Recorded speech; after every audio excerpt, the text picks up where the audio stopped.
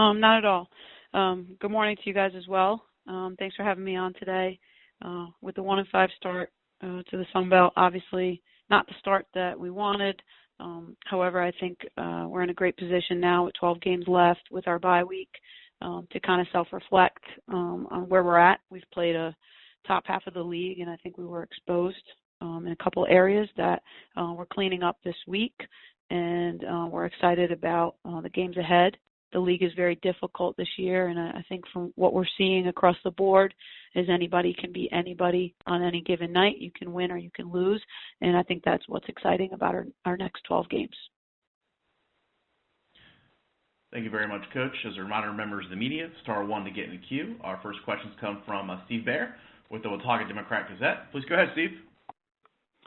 Thank you. Good morning, Angel. Hey, Steve. I've been away for a week, so pardon me if I wasn't able to get to some of the games. I was a little curious about first of all, is you know what Bailey Plummer's status is going to be? Is she going to be able to play Saturday, or is her return coming anytime soon? Yes, Bailey is still a member of our women's basketball program, and we are hopeful, very hopeful, that she will return to some action on Saturday for us. What's been the general reason why she hasn't been playing? Has it been I've heard everything from illness to injury.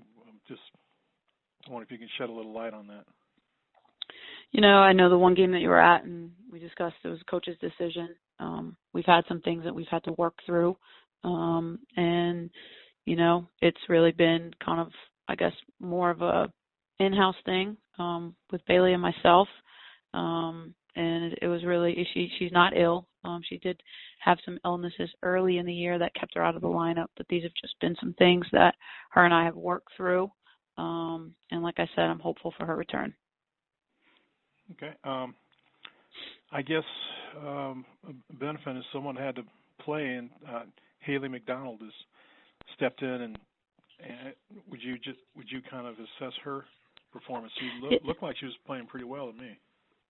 Yeah, Haley has really taken advantage of the opportunities. If you go back in our non-conference when Bailey wasn't with us in Florida and in Michigan, Haley was able to come in, and she gives us a presence in the paint that we need.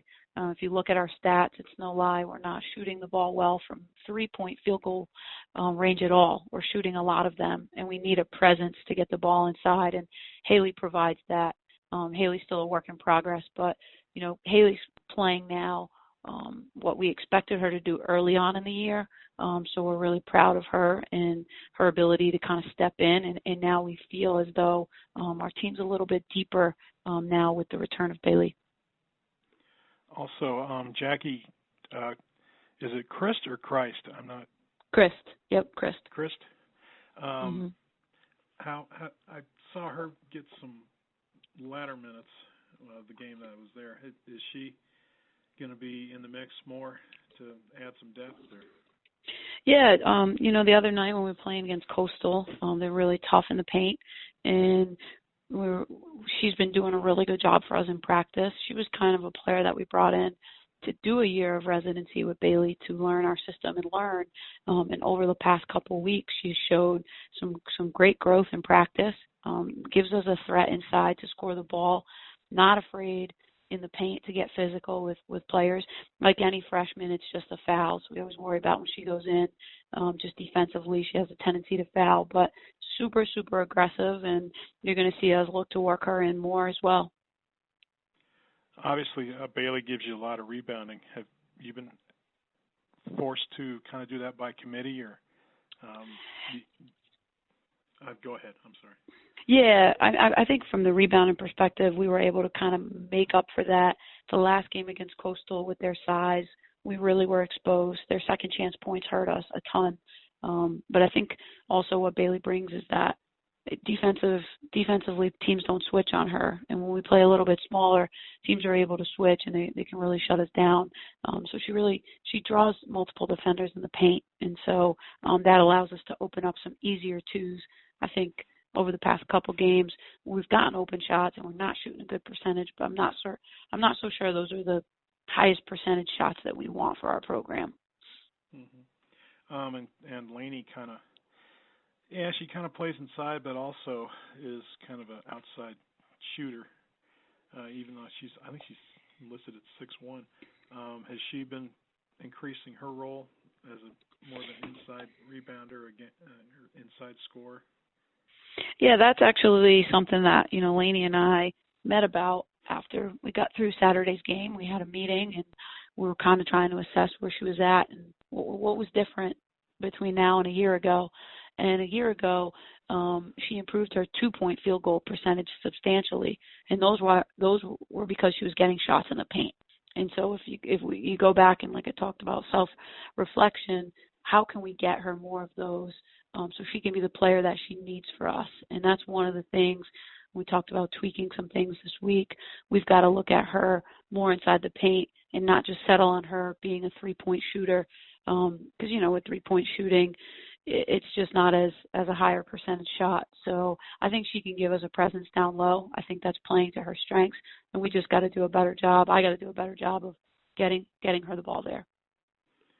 And lastly, I think the biggest change from last year is you don't have Madi anymore. Mm-hmm. What has been the impact of her graduating?